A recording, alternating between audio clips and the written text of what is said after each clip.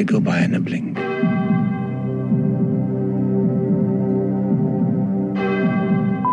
William Parrish, que é interpretado pelo incrível Anthony Hopkins, é um magnata da mídia, é um pai amoroso e ainda um ser humano admirável. Está prestes a completar o seu 65º aniversário.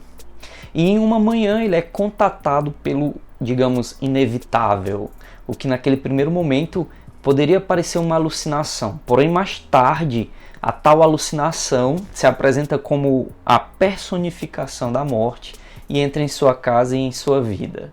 Sua intenção era levar William com ele, mas incidentalmente, eu posso afirmar, de forma incidental, Joy, que foi o nome arrumado para o personagem da morte, e a bela filha de William, que se chama Susan e que é interpretada pela Claire Forlane, eram dois personagens, eram dois indivíduos que já se conheciam.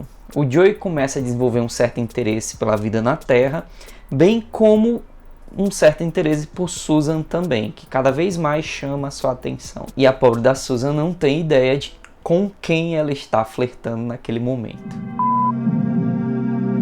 You're dead. Yes? You're not dead, you're just a kid in a suit. The suit came with the body I took. You want me to be your guy? I wish to see the world. Eu recordo-me que por muito tempo eu acabei adiando assistir este filme, porque eu não tenho muito lá interesse em filmes de comédias românticas, e principalmente comédias do tipo mais superficiais e adolescentes, como pode parecer implícito pelo título do filme aqui, e também pela escalação de um jovem Brad Pitt dentro do elenco central do filme. Mas o filme Encontro Marcado, o Meet Joey Black, é tudo menos superficial. E comédia, sim, comédia adolescente, não é um termo que nós possamos verdadeiramente utilizar para descrever este filme por completo. A história se passa, ela é situada na Nova York contemporânea, e o filme segue uma família rica, cujo chefe de 65 anos, de quase 65 anos, é interpretado pelo Anthony Hopkins, como eu disse agora há pouco para vocês, e ele está se aproximando do fim da sua vida.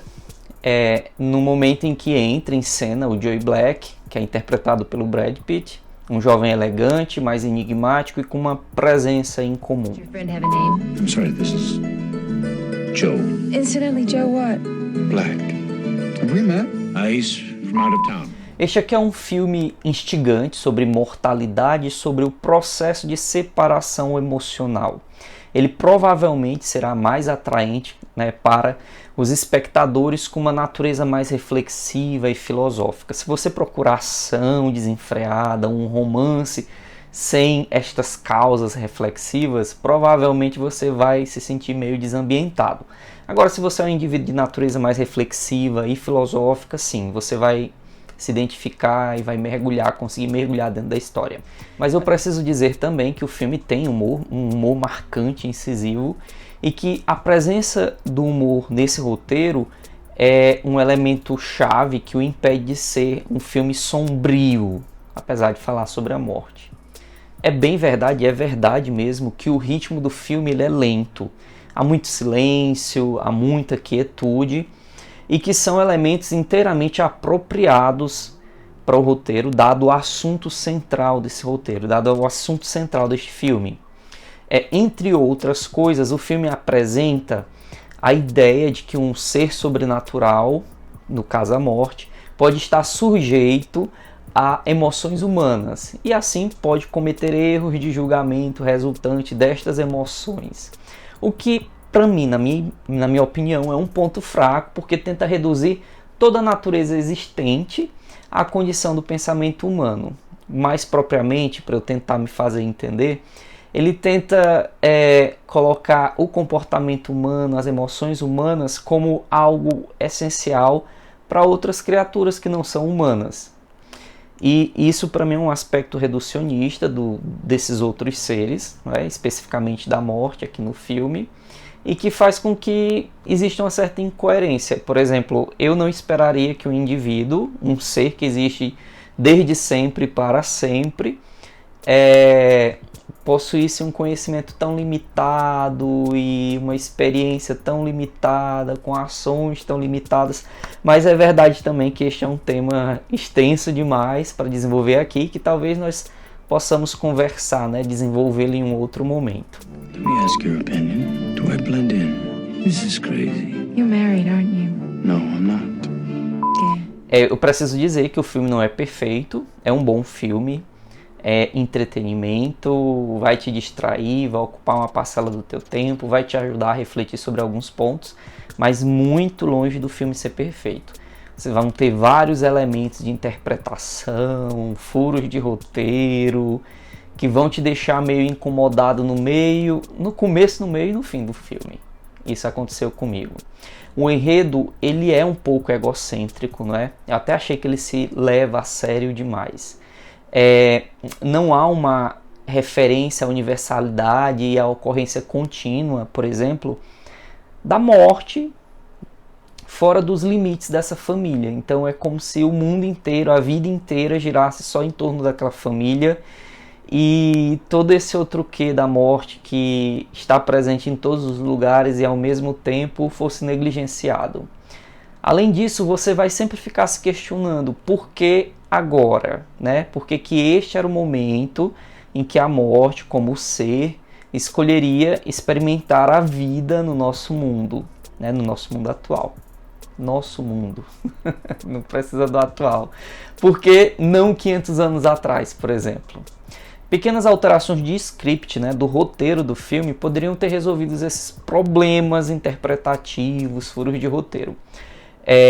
O encontro inicial entre a personagem Claire, da Claire Forlane, que é a Susan, e o indivíduo, né, que mais tarde seria o Joey Black, ele parece um pouco conveniente demais e parece forçado, na verdade. Mas a forma, né, como isso acontece, acaba sendo importante para um plot twist que fortalece a história como um todo lá pelo seu final. Okay.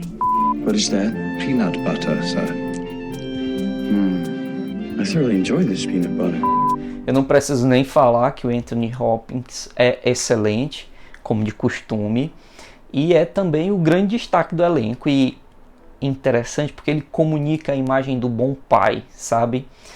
Isso fica presente o filme inteiro durante a sua participação e evoca lembranças, né, recordações, claro, dependendo da sua própria experiência de vida.